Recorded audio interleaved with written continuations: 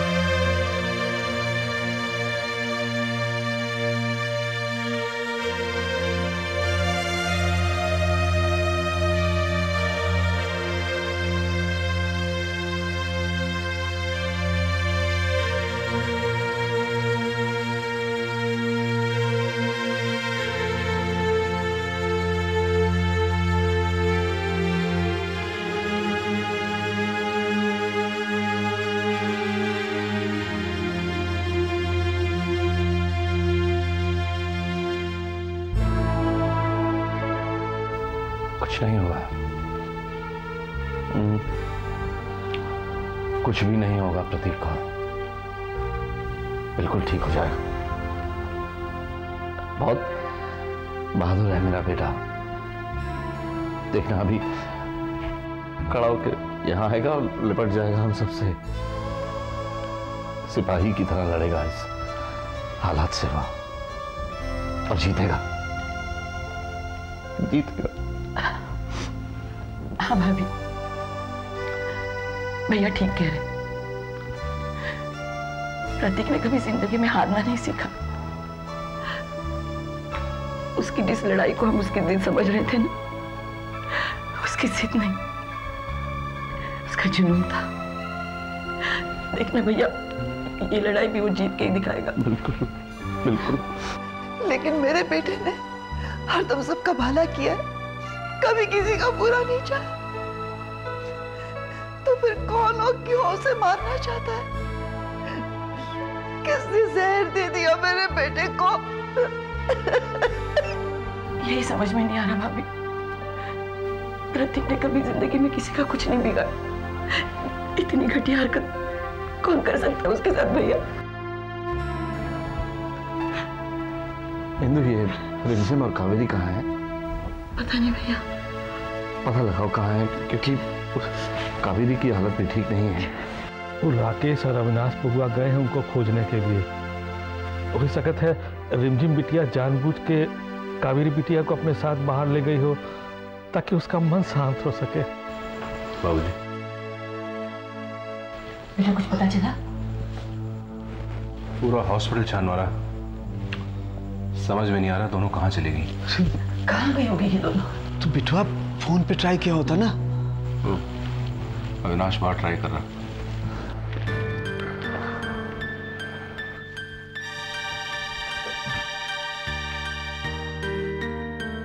क्या कहते हैं doctor? That's it, everything will be alright.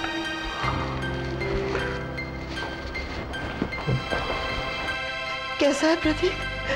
कैसा है मेरा बेटा? वो ठीक तो हो जाएगा? माँ जी, डॉक्टर प्रतीक भैया के शरीर से जहर निकालने की कोशिश कर रहे हैं।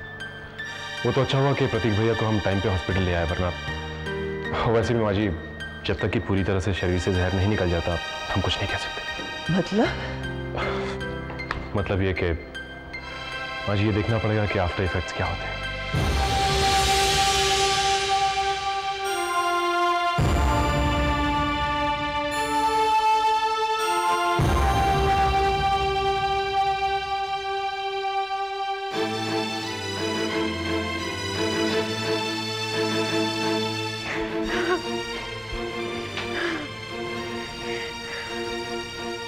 छोड़ूंगी नहीं मैं उस कमीने को, उससे मेरी प्रतीक को मुझसे। अगर आज तुम नहीं आती ना बीच में मुझे तो मैं। भाभी शांत हो जाइए, आप पहले एकदम शांत हो जाइए। भाभी, हम इस प्रताप के बारे में पहले से जानते थे, प्रतीक भैया भी जानते थे, इसीलिए वो आपसे इतना नाराज रहते थे। आप देखती नहीं है कितना चालाक आदमी है। आपके हाथ से प्रतीक भैया को जहर दे दिया और आज आपके हाथ में बंदूक देकर आपको फंसाना चाहता है वो। भाभी, आप उस आदमी के साथ जो करना चाहती हैं हम आपको साथ देंगे, लेकिन अभी वक्त नहीं है भाभी, अभी वक्त नहीं है। प्रतीक भैया को कुछ नहीं होगा, हाँ, कुछ भी नहीं होगा उनको।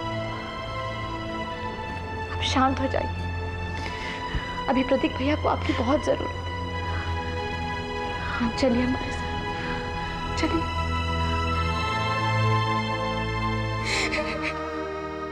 ये सब क्या हो गया?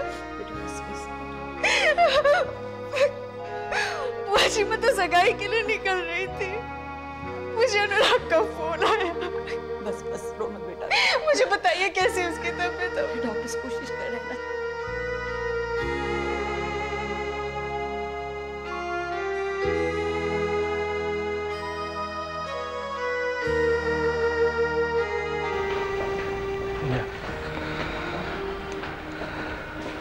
Excuse me mister Bhavani Shankar, police inspector Prateek के बारे में कुछ जानना चाहते थे। आप लोग बात जारी रखिए, मैं तो। सर, आपके बेटे के बारे में पता चला। I am really sorry about that, लेकिन अच्छी बात यह है कि he is out of danger, अब वो स्टेबल कंडीशन में है। जी, लेकिन डॉक्टर्स पूरी कोशिश कर रहे हैं उसे ठीक करने की। और इंस्पेक्टर, मुझे भगवान पर पूरा भरोसा है, कुछ नहीं होगा हमारे बेटे को। जी सर, ऐसे नाजुक मौके पे मैं आपसे एक सवाल पूछना चाहता हूँ। जी पूछिए। डॉक्टर्स की रिपोर्ट के हिसाब से प्रतीक की बॉडी में जहर पाया गया था, क्या आप बता सकते हैं उसे कोई सुसाइडल टेंडेंसी तो नहीं थी? नहीं इंस्पेक्टर साहब, दिस इज इम्पॉसिबल। प्रतीक एक बहुत ही स्ट्रॉन्ग विल वाला इंसान है। अभी अग्रवाल मिल्स के मजदूरों को हक दिलाने के लिए वो उनके साथ भूख हड़ताल पर बैठा हुआ था। He cannot do this। जी इंस्पेक्टर साहब, प्रतीक भैया एक बहुत ही उसूल पसंद इंसान है। अरे उनके इरादे तो हमेशा से पक्के रहे हैं। ऐसा इंसान तो खुदकुशी करने के बारे में कभी सोच भी नहीं सकता। ओह आई सी, इसका मतलब है किसी ने उन्हें धोखे से जहर दिया है। आपको किसी पे शक है? यही तो हम समझ नहीं पा रहे हैं इंस्पेक्टर। प्रतीक बहुत ही नेक लड़का है, कभी किसी का बुरा नहीं चाहा उसने। कौन उसको जहर देगा? किसी बहुत ही नीच और घटिया इंसान ने हरकत की है बाबूजी। प्लीज अविनाश। और क्या कहूं बाबूजी। भाभी, पुलिस आई है इंक्वायरी के लिए। भाभी, आप कुछ नहीं कहेंगे। भाभी, आपको हमारी कसम है, आप पुलिस से कुछ नहीं कहेंगे और घर वालों से भी। भाभी, आपको प्रतीक भैया की कसम है, आप कुछ नहीं कहेंगे। भवानी शंकर जी, इस जमाने में झूठ के दुश्मन कम और सच के दुश्मन ज्यादा होते हैं, लेकिन डोंट वरी, हम उसे जल्द से जल्द पकड़ लेंगे। लेकिन इसके लिए मुझे आपकी मदद चाहिए। आपके घर में से कोई भी आउट ऑफ स्टेशन जाए तो प्लीज इन्फॉर्म अस। इंस्पेक्टर, जिस तरह की भी मदद की जरूरत होगी हम उसके लिए तैयार हैं। हमारी तरफ से आपको पूरा कोऑपरेशन मिलेगा इंस्पेक्टर। हम भी यही चाहते हैं कि जिसने ये घटिया हरकत की है वो इंसान जल्द से जल्द पकड़ा जाए। कहाँ चले गए थे बेटा तुम लोग? वो बाबूजी, भाभी बहुत परेशान थे, हम उन्हें मंदिर ले गए थे। इंस्पेक्टर साहब, ये है कावेरी, प्रतीक की पत्नी। आप उनकी पत्नी है ना? आपको किसी पे शक है? क्या आप बता सकती है आपके पति को किसने जहर दिया था?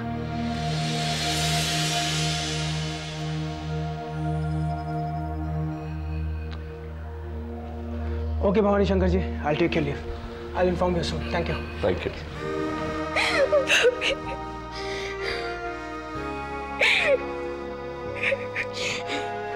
ये सब कैसे हो गया?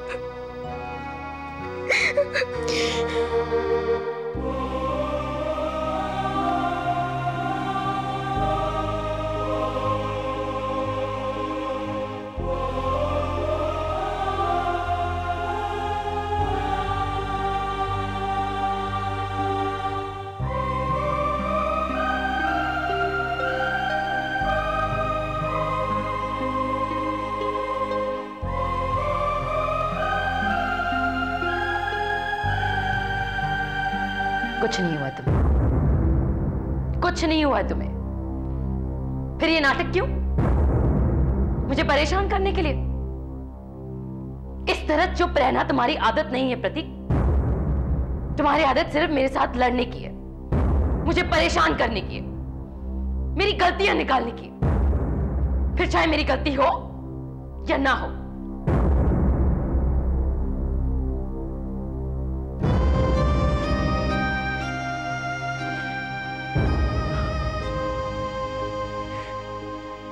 लेकिन इस बार मेरी कोई गलती नहीं थी प्रतीक, मेरी कोई गलती नहीं थी।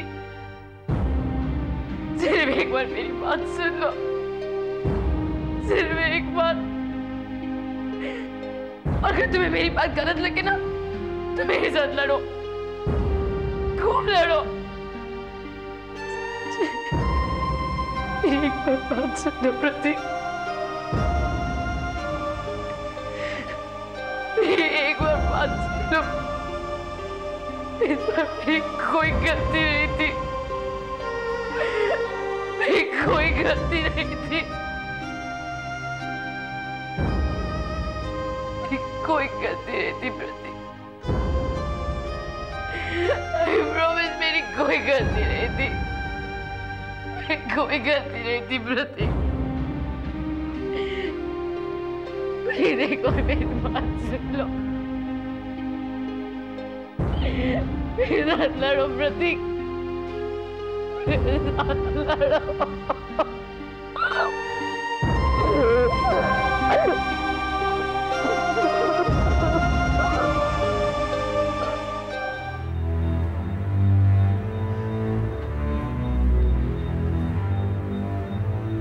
अब जब यह साबित हो गया है कि किसी ने जानबूझ के भैया को जान से मारने की कोशिश की है, तो भैया ये जानना बहुत जरूरी है कि कौन इंसान है जिसने भैया को मारने की कोशिश की होगी। और मेरे ख्याल से सिर्फ एक कावेरी भाभी है जो हमें इसके बारे में कोई क्लू दे सकती है। कहाँ है कावेरी भाभी? है कहाँ? अविनाश, क्या ये बात अभी करनी जरूरी है? पर क्यों भाभी? कावेरी भाभी से बात करने में हर्जी क्या है? कहाँ है रमचंद भाभी? कहाँ है? हम भाभी को लेकर आते हैं।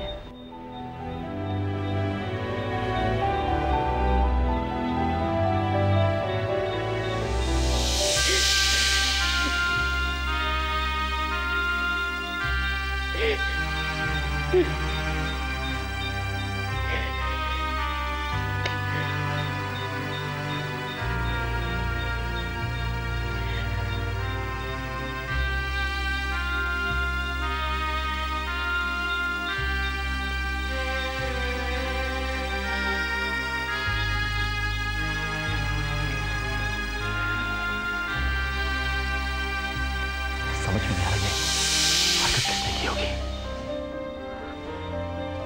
भाभी, भाभी क्या आप प्रतीक भैया के किसी ऐसे दुश्मन को जानती है जिसने ये हरकत की होगी? किसी पे आपको शक है? भाभी प्लीज चुप मत रहिए, चुप रहने का वक्त नहीं है। किसी ने आपके पति हमारे भाई को जान से मारने की कोशिश की है भाभी। अगर किसी इंसान पे आपको शक है तो प्लीज हमें बताइए, चुप मत रहिए प्लीज भाभी। अविनाश, ये तुम क्या कह रहे हो? भला कावेरी को क्या पता होगा? भैया क्यों पता नहीं होगा? उस दिन भाभी भैया के साथ घर वापस आई थी और हड़ताल खत्म होने के बाद घर पहुंचने तक भैया भाभी के साथ थे। बताइए भाभी, हड़ताल खत्म होने के बाद क्या आपने किसी को देखा जिसने भैया को कुछ खिलाने की या पिलाने की कोशिश की होगी? किसी पे आपको शक है? किसी इंसान पे? क्या कर रहे हैं? भाभी पहले से ही परेशान है, अगर उन्हें कुछ पता होता तो हमें बताती क्यों नहीं? अविनाश तुम्हें क्या हो गया है? तुम क्यों कावेरी को बिना वजह परेशान कर रहे हो? देखो भाई, तुम लोग अविनाश की बात को समझने की कोशिश करो। वो ये कहना चाह रहा है कि हो सकता है कावेरी प्रतीक के किसी दुश्मन को जानती हो और उसके डर की वजह से खामोश हो। कावेरी देखो, अगर ऐसी कोई भी बात है तो तुम हमें बताओ, डरने की कोई जरूरत नहीं है। मैं तुमसे वादा करता हूं उस कमीने इंसान को हम सख्त से सख्त सजा दिलाएंगे। क्या तुम देखा,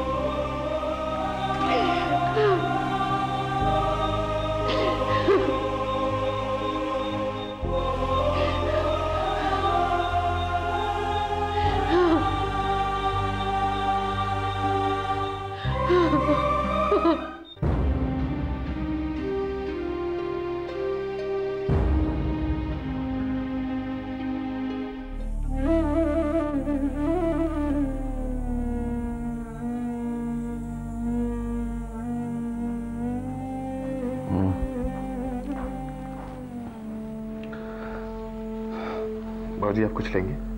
चाय या कॉफी? नहीं बेटा, नहीं थैंक यू। मैं यही हूँ बाबूजी, कुछ चाहिए तो मुझे बता दीजिए। प्रेम बेटा, कल रात जो हुआ उसका बेहद अफसोस है मुझे। हमारी वजह से तुम्हारी अमेरिका की फ्लाइट मिस हो गई। बाबूजी आप मुझे शर्मिंदा कर रहे हैं। प्रतीक भैया मेरे बड़े भाई जैसे हैं, इस हालत में उन्हें छोड़कर मैं कैसे जा सकता था? हाँ बेटा, पर वहां पहुंचना भी तो जरूरी है ना। देर से जाने से कोई प्रॉब्लम ना हो जाए। और यहाँ अब I hope you understand, but in हालात में एंगेजमेंट पॉसिबल नहीं है। मैं तो खुद आपसे यही कहना चाहता था, जब तक भैया ठीक नहीं हो जाते हम एंगेजमेंट और अमेरिका जाने की बात टाल देते। प्रतीक के प्रति, हमारे परिवार के प्रति तुम्हारा इतना कंसर्न देखकर बहुत खुशी हो रही है बेटा। लेकिन काम तो काम है और फिर कोर्ट का मामला है, जाना तो जरूरी है तुम्हारा। मैं तो यही चाहूंगा कि तुम जल्दी से जल्दी चले जाओ, फिर काम निपटा कर लौटाओ। और भगवान ने चाहा, और वैसे भी जरूर तब तक प्रतीक ठीक हो जाएगा, फिर देखते हैं क्या करना है। ठीक है, मैं प्रोग्राम बना लेता हूं।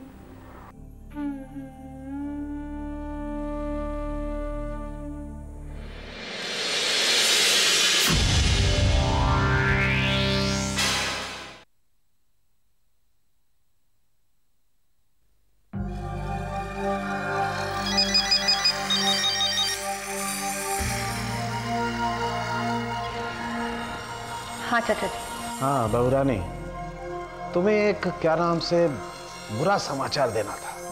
बुरी खबर? हाँ, अब क्या है, देखो ना बहुरानी, समय इतना खराब चल रहा है कि बुरे समाचार सुनने सुनाने की तो आदत सी पड़ गई। अब देखो ना, एक तो ये रिमझिम की सगाई जो है होते होते। हाँ चाचा जी, प्रतीक को भी अभी बीमार होना था। अब रिमझिम और प्रेम की सगाई भूल जाओ बहुरानी। जब तक ये प्रतीक बिटुआ ठीक ठाक होकर के घर नहीं पहुंच जाते, रिमझिम नाम की बला इस घर से टलने वाली नहीं। जाएगी चाचा जी, जरूर जाएगी। प्रतीक जिए या मरे मुझे कोई फर्क नहीं पड़ता। रिमझिम तो इस घर से हर हाल में जाएगी।